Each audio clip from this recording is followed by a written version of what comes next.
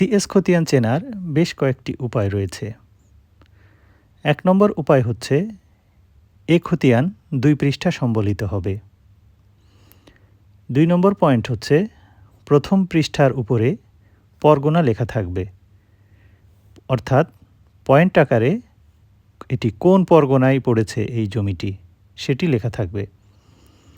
৩ নম্বর point হলো দ্বিতীয় পৃষ্ঠায় অবশ্যই জমির রকম ও উত্তর সীমানা পাশাপাশি লেখা থাকবে।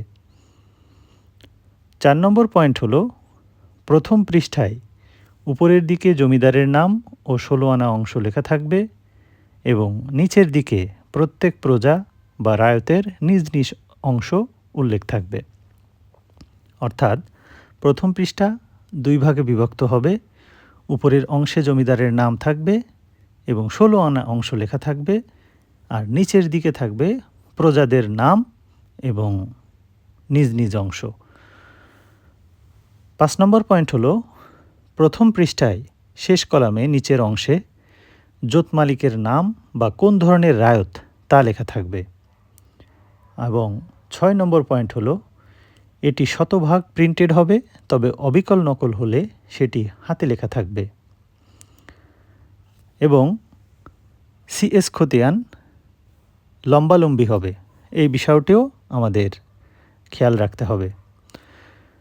তো সিএস খতিয়ানের অন্যতম প্রধান আলামত যেটা দেখে আমরা একবারেই সহজেই সিএস খতিয়ান চিনতে পারবো, অর্থাৎ প্রধান আলামত সেটা হচ্ছে প্রথম পৃষ্ঠায় অবশ্যই পরগনা লেখা থাকবে ও দ্বিতীয় পাতায় অবশ্যই জমির রকম ও উত্তর সীমানা পাশাপাশি থাকবে। শুধু এই ২টা পয়েন্ট মনে রাখলেই আমরা খুব সহজে সিএস খতিয়ান চিনতে পারব। এখন আমরা সিএস খতিয়ানের একটি নমুনা ছবি দেখব, যেখানে প্রথম পৃষ্ঠা এবং দ্বিতীয় পৃষ্ঠায় কি কি পয়েন্ট থাকবে সেগুলো উল্লেখ আছে। তো এখানে দেখা যাচ্ছে প্রথম পৃষ্ঠায় উপরের দিকে থাকবে পরগনা, জমিদারের নাম এবং উক্ত জমিদারের ১৬ আনা অংশ। এই অংশ এটা উল্লেখ থাকবে প্রথম পৃষ্ঠায় উপরের অংশে, এবং নিচের অংশে প্রজাদের নাম এবং জোত মালিকের নাম উল্লেখ থাকবে। এবং